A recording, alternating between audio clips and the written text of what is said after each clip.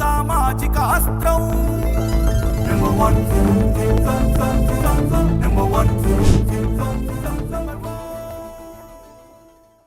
దసరా శరన్నవర మహోత్సవాలు మొదలైపోయి 3వ రోజు జరిగింది. ఈరోజు అమ్మవారు అన్నపూర్ణాదేవి అలంకారంలో కనబడతారు. ఇప్పుడు మనతో దేవస్థానం పండితులు మనతో ఉన్నారు. ఆయన అడిగి ఈరోజు విశేషం ఏంటో తెలుసుకుందాం. శ్రీమాత్రే నమః. అన్నపూర్ణేశ్వరి స్వరూపంగా కనకదుర్గాంబ మనకు దర్శనం ఇస్తున్నారు. ఈ రోజున అన్నపూర్ణేశ్వరి స్వరూపం చాలా విశేషమైనటువంటి పుణ్యప్రదమైనటువంటి రూపం.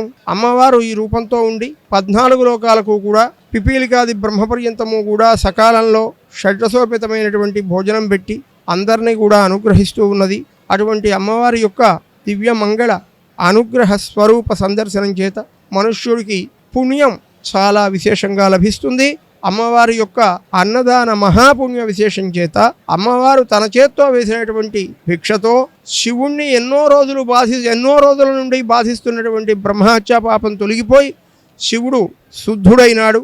ఆయన చాలా పరిపూర్ణమైనటువంటి సంతోషం పొందాడు. అటువంటి దివ్యమంగళ స్వరూపం అమ్మవారిది.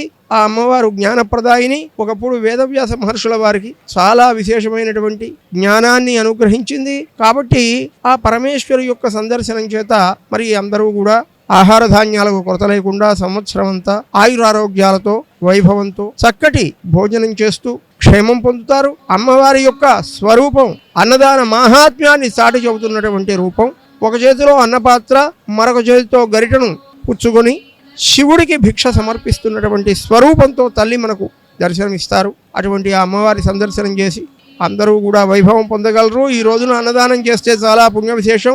అన్నదాతలకి దయాదాక్షిణ్యాది సద్గుణాలు ఎప్పుడూ విశేషంగా కలుగుతాయి. అన్నదాన మహిమ చాలా గొప్పది. అంతేకాక అన్నదానం చేసిన వారికి మెతుకుకు సంవత్సరం చొప్పున శివలోకంలో నిత్య నివాసం ఏర్పడుతుంది అని పురాణాలు చెబుతున్నాయి. అన్నదాన మహిమ అంత గొప్పది. అమ్మవారి దర్శనం చేత మహాన్నదాతలవుతారు. అమ్మవారి అనుగ్రహంతో సమస్త క్షేమానందాలు కలుగుతాయి. శ్రీమాత్రే నమః.